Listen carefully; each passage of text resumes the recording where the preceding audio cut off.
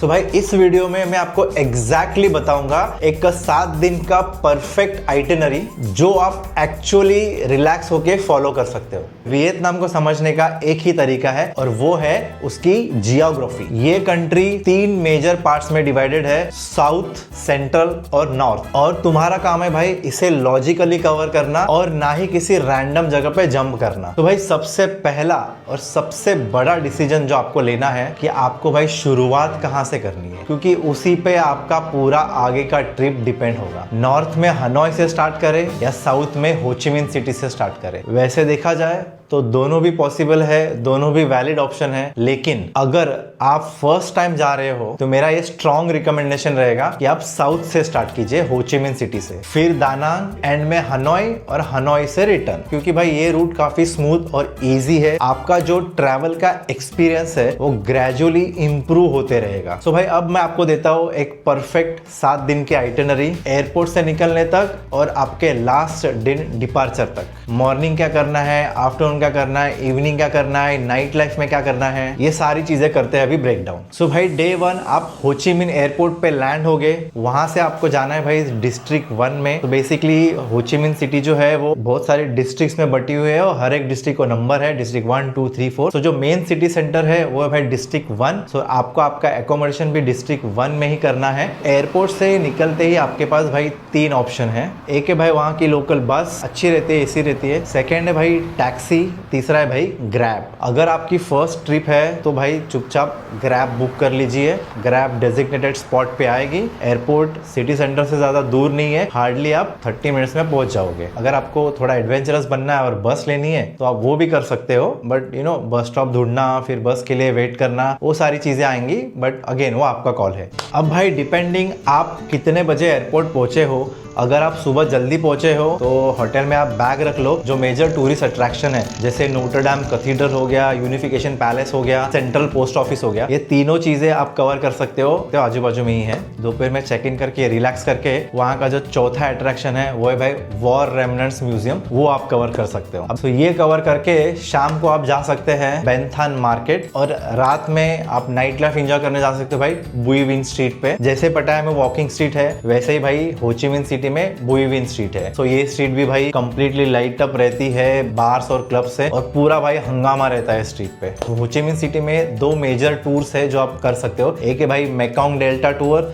और दूसरा है भाई कू ची टनल्स टूर। मेरे हिसाब से कू ची टनल्स आप जरूर कीजिए, बहुत ही एक अलग एक्सपीरियंस आएगा। और जो यूएस वियतनाम का वॉर हुआ था उसमें जो वियतनामीज लोग हैं उन्होंने कैसे अपने आप को प्रोटेक्ट किया और कैसे एक गोरिल्ला वॉरफेयर करके यूएस को वहां से भगा दिया। और आपके पास ये भी ऑप्शन है कि ये दोनों टूर आप साथ में भी कर सकते हो, मतलब मॉर्निंग में एक टूर और आफ्टरनून में दूसरा टूर। ये सारी चीजें आप क्लूक से बुक कर सकते हो। आप मेरा ये जो कोड है वो यूज करके एक्स्ट्रा डिस्काउंट भी ले सकते हो। और अगर आप कोई एक ही टूर चूज कर रहे हो तो मेरा स्ट्रॉन्ग रिकमेंडेशन रहेगा कि आप जो भी टूर करो वो मॉर्निंग में कर लेना, सो दैट इवनिंग आपको फ्री मिले। इवनिंग में हो ची मिन सिटी थोड़ी लाइट अप हो जाती है, थोड़ी वाइब उसकी चेंज हो जाती है, वाइब्रेंट हो जाती है। आप वहाँ के कैफे ट्रीट्स एंजॉय कर सकते हो, शॉपिंग एंजॉय कर सकते हो। वियतनामीज कॉफी बड़ी फेमस है, वो भी आप ट्राई कर सकते हो। और वहाँ की जो यूनिक स्पेशलिटी है एग कॉफी, वो भी ट्राई कर सकते हो। तो अब हम आते हैं भाई डे 3 पे। यहाँ से ट्रिप का डायरेक्शन चेंज होता है। मॉर्निंग की या तो लेट मॉर्निंग की फ्लाइट लो आप दानांग के लिए, और ये वाली फ्लाइट आप 2-2.5 हफ्ते पहले ही बुक करके रखना, वरना आपको नहीं मिलेगी। सो भाई दानांग में मेजर 2 जो एक्टिविटीज है वो है, एक तो बाना हिल यानी कि जहाँ पे वो 2 हाथ पे ब्रिज है, और दूसरा है भाई होय एन। होय एन जो है वो ऑफकोर्स आपको शाम में ही करना है, और जो बाना हिल्स है वहां पे भाई आपको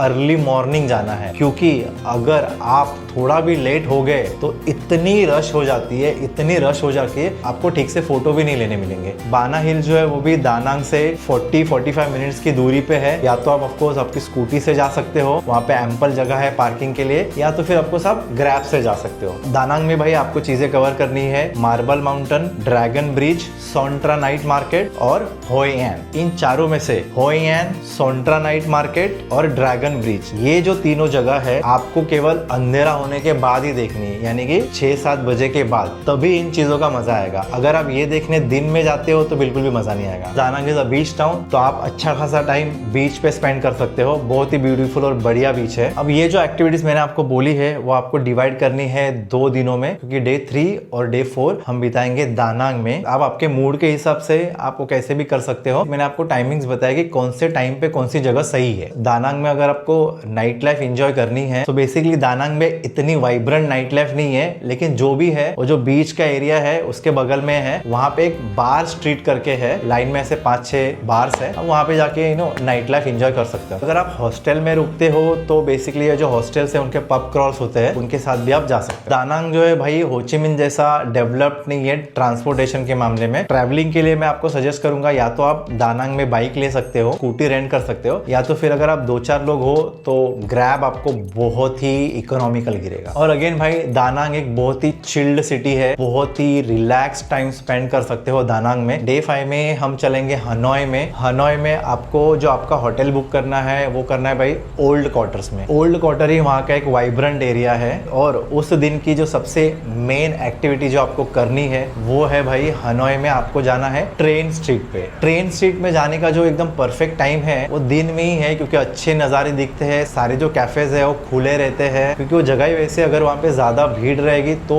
देखने में मज़ा आता है। रात में अगर जाओगे तो उतना मज़ा नहीं आएगा। हनोई का फेमस लेक हॉन किन लेक, हनोई की छोटी छोटी गलियाँ, कैफे, हनोई का जो एटमॉस्फेयर है उसमें आप रश ना करे तो बेटर है, उसको एब्जॉर्ब कीजिए, तो आपको ट्रिप में थोड़ा मजा आएगा। अगर आप पार्टी एनिमल हो, आपको नाइट लाइफ एंजॉय करने में मजा आता है, तो आपको जाना है भाई पब स्ट्रीट पे। हनोई की पब स्ट्रीट वाइल्ड है। यहाँ पे लॉन्डो के लिए मैं एक वार्निंग दे दूं, वहां पे भाई हनोई के ओल्ड क्वार्टर में रात में बहुत से लोग आपको अप्रोच करेंगे, बच्चा, बूढ़ा, जवान, वहाँ के वियतनामीज लोग, ठीक है, आपको मोबाइल में फोटो दिखाएंगे और लेडी लेडी लेडी मसाज ये सब ऐसा बोलेंगे, तो भाई उनके झांसे में मत आना। वियतनाम थाईलैंड जैसा बिल्कुल नहीं है। डे 6 को आपको एक ही एक्टिविटी करनी है पूरे दिन भर में, और वो है भाई हालोंग बे की टूर। हालोंग बे वियतनाम का एक बहुत ही सीनिक सीस्केप है। जैसे लैंड पे लैंडस्केप होता है वैसे सी पे सीस्केप होता है। इट इज अमेजिंगली ब्यूटीफुल, और वो पूरा आपका एक पूरे दिन का ट्रिप होगा। सुबह 7:30-8 बजे जो चालू होगा और शाम को 6-7 बजे खत्म होगा। उसके बाद अगर आप में एनर्जी बची है तो भाई आप बाहर निकलो, हनोई के स्ट्रीट्स एंजॉय करो,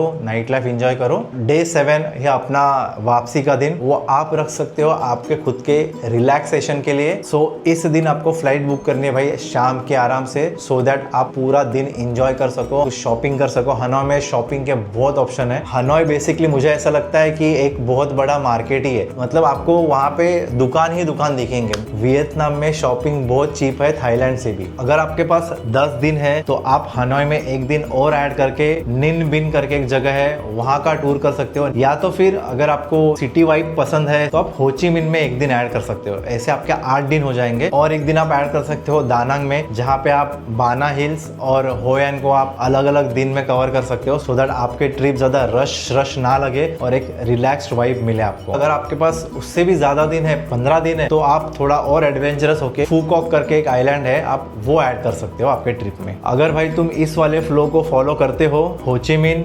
दानांग और हनोई 7 दिन में भी आप रिलैक्स होके वियतनाम को अच्छे से एक्सपीरियंस कर सकते हो। भाई 85% लोग जो चैनल देख रहे हैं उन्होंने अभी तक सब्सक्राइब नहीं किया है, तो ऐसे इन्फॉर्मेटिव और ब्रेकडाउन वीडियोस के लिए चैनल को सब्सक्राइब कीजिए, और हाँ, इंस्टाग्राम पे भी फॉलो कीजिए। बजट फ्रेंडली ट्रैवल एक्सेसरीज के लिए जो मैंने प्रोडक्ट टैग किए हैं उस